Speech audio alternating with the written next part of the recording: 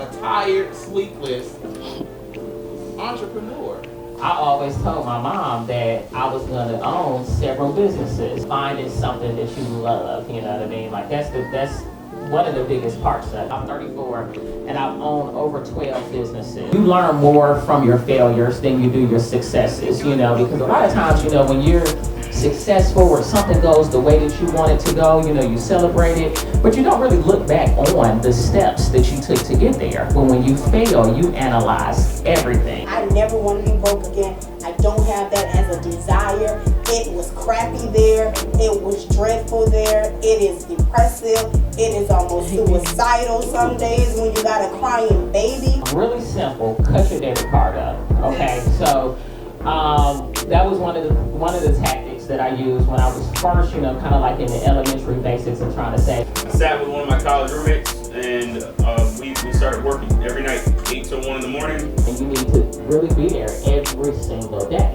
And so there was a period where I used to just live in the businesses. Like, you know, my daughter will tell you, like, I never really did anything else. You will work harder as an entrepreneur than you have ever worked for anybody. There is no real 100% time off when you are building a business. So if you want those 2 weeks vacation, go back and work for somebody else. And people say, well, I don't have enough time. You lie. How long did you sleep? How long did you search on Instagram? Your phone will tell you. When I started my business, I was cold calling. It takes a lot of losing, a lot of sleepless nights, and determination to consider yourself even a successful entrepreneur. And then according to what the statistics, we have to be able to be successful for over 2.5 years to be considered successful. I did a lot of the work myself, you know what I'm saying? So like a lot of the, you know, like I was in there helping the guy paint and, you know, all of this type of stuff. All the things that you do, you know, in the beginning, you know, blood, sweat, and tears, literally. Don't try me. Like I move chairs. Whatever has happened in that building from a day-to-day function, I have done it. I remember when I met with 2 Chainz and like I was so nervous the night before, like, and not even because he's a celebrity, because I'm not really like a starstruck person like that. I feel like, you know, we all put on our bras the same. I feel like, hell, I'm a damn celebrity. If you don't wake up with the energy every day that you're the best at what you do, no one's going to believe you're the best at what you do. But the one time that I made my full yearly salary in 1 month, I was so happy, but it was only because it made me realize my worth. When we first opened Crave, right during the grand opening, I walked out the door with Katera, Snoop's daughter, and she said something to me that actually stood out, and it was very monumental. It's just like, you know, many people don't know this, but you know, me and my mom, like, this is the same block we were walking down selling waters, just trying to like promote our business, like we got this night at this spot. She was like, this is the same block. I always tell people to research what you want to do. When you start a business, you know, make sure you're doing that research. Otherwise, you're going to be learning from losing money. Research is essential. Most people don't actually research the things that they're talking about. It kind of makes me question how serious you take your business if they don't do the research themselves. When I was raising money the first time, I could tell you everything about our competitors. I can tell you about their moms. Like I knew like everything. By the time I was 24, I had 10 rental properties. And by the time I was 25, I had lost all of them. 3 years ago, things went left on some projects I invested in, and I lost $600,000. Dreams are God's proof to you sent beforehand that it's yours already. How do you get the funding? How do you get the capital? Well, you know, your credit is everything. You know, that's how you leverage. Your credit is bad, that means you're a compulsive liar. That means you lied to multiple people. Like if we're in competition, I'm coming at you hard every single day. So when he mentioned that, you know, I'm up early because you're asleep. I just want to thank you guys for coming out. Like, I feel like things like this are so important because it's really important to be able to see people that, you know, and can relate to, you know, being successful. Okay, go ahead. Okay, I work as I'm working 9 to 5, working as a software business consultant, and I'm trying to figure out that moment where I know I should like break away. Well, they pretty much pushed me out the door. They were closing that office. So I was working for American Express Financial Advisors. They decided to close that office, and so we either had a choice. They gave us a little severance package. I ended up leaving and going to work with a guy where he was a serial entrepreneur as well, you know, that kind of helped me tone my skills. But have you decided what it is that you want to do? I have a date in mind, but I just feel like I'm nowhere near where I want to actually Yeah, you know, so keep it, yeah, so keep it realistic. You know, it's good that you have a date. You know what I'm saying? Because, you know, they say a goal without a date.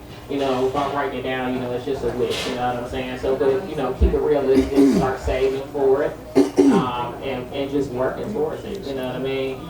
Self-employed to actually making your money grow. Building a team, getting everything in order as far as those, you know what I'm saying? That's yeah. I understand what you're saying. And I like, you know, using that term, you know, self-employed, going from being self-employed to a business owner, because they are not the same. You know what I mean? When you're self-employed, the business, like, you have to work in order for the business to run. As a business owner, like how Bentley was saying, you know, I've be gone and little different things of that nature, you know, the businesses are still running, you know, because I'm a business owner. And that takes time, you know what I mean? But what you start doing is putting systems in place where the business operates without you. So like for me, nothing is really like my job. You know what I'm saying? My job is to manage all of the managers and to make sure they're doing what they're supposed to do. And now I have Bentley as the operations manager. So really, my job is primarily to be his boss. He manages the GMs and therefore, you know what I mean? So I set everything up to the point where like nothing was gonna be reliant upon me. You know what I'm saying? So you gotta start with that foundation. You know what I mean? And then as the business grows and you start making more money, you have to make sure that you treat your employees right and that, you know, you not be selfish, you know, make sure that they can cash their checks and different things of that nature. As well as, you know, share that income that you're making to be able to say, okay, well now I want an operations manager or I want a GM, you know what I mean, whatever the case may be. You already have the money as well? Okay. So that's going to be your next part, you know what I mean, is finding capital. They've got a program here called Invest Atlanta. I don't know how many of you guys are aware of it, but they give, you know, a lot of grants and loans and different things of that nature. They require a lot of paperwork, and it's so funny. I had went to one of the little seminars, and they were like, they basically approve like almost 90% of the people that turn in all of the paperwork, but most people just don't turn it in because it's a mountain list of things, you know what I'm saying, that they require. But in going through that process and putting together those items, you'll feel more prepared to open up your business because they're having you do so much research. And that's the thing about it too, like before you start a business, you know, make sure you're doing that research. Otherwise, you're going to be learning from losing money, you know what I mean, and not knowing, you know, what it is that you're doing. So start with the capital. Once you get the capital, then of course you can, you know, look at hooking up with, you know, realtors and decide if you're going to rent, you know, buy, whatever the case may be, and kind of, you know, hit the ground running after that. I'm dealing with a lot of trust issues and patience issues as far as like building a team to like have constantly take off as far as like having this a foundation where like my athletes can go to, because I've actually like had personal training with a different couple of athletes, but I want to have it like have a domain for like athletes to actually go to and be able to sponsor different athletes. Okay.